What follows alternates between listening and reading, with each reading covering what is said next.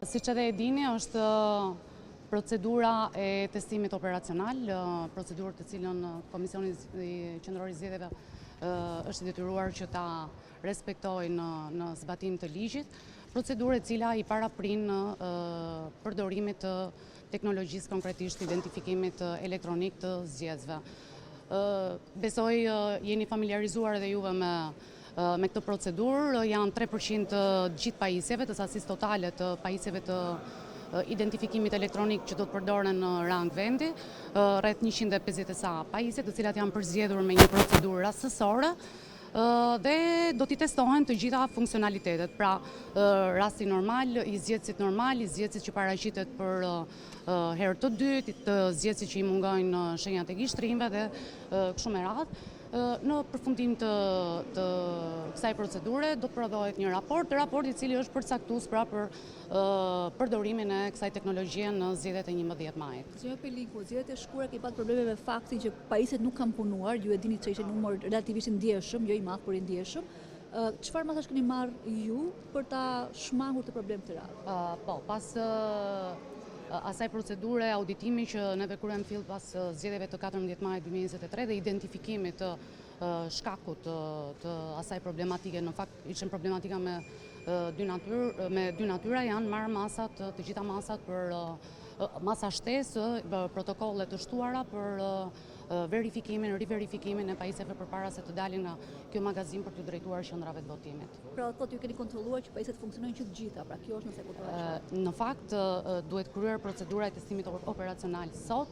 Për të filluar më pas, pra mbasi të ketë një konkluzion pozitiv të kësaj procedure, do të fillojë përgatitja e pajisjeve. Përgatitja e pajisjeve ende nuk ka filluar.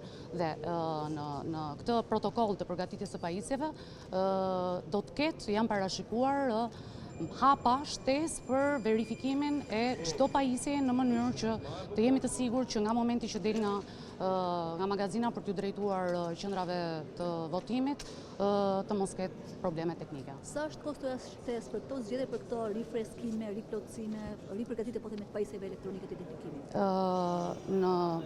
Në mos gaboj, vlera diku është tek $1.1 milion, sepse kemi pasur një update të sofit, shërbime shtesë, mirëmbajtje për ato pajisje të cilat kanë rezultuar që kanë pas nevojë për mirëmbajtje, zëvendësim pjesësh. Kjo është vlera pak a shumë. Sa qendra votimi do të shtrihen? Në rang vendi, domethënë janë 5.000 pajisjet janë 5.538, ku përfshihet edhe sasia rezervë. Qendrat e votimit janë 5.225.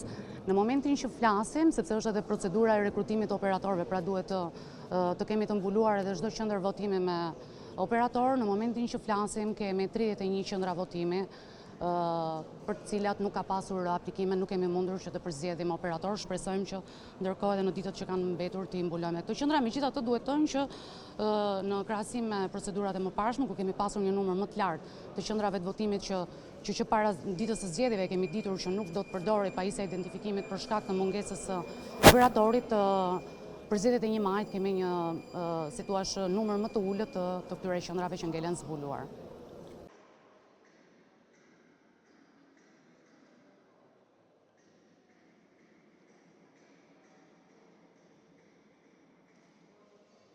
Pajisjet elektronike që vendosin shenjën e gishtit të dorës së djathtë, vendosim shenjën e gishtit.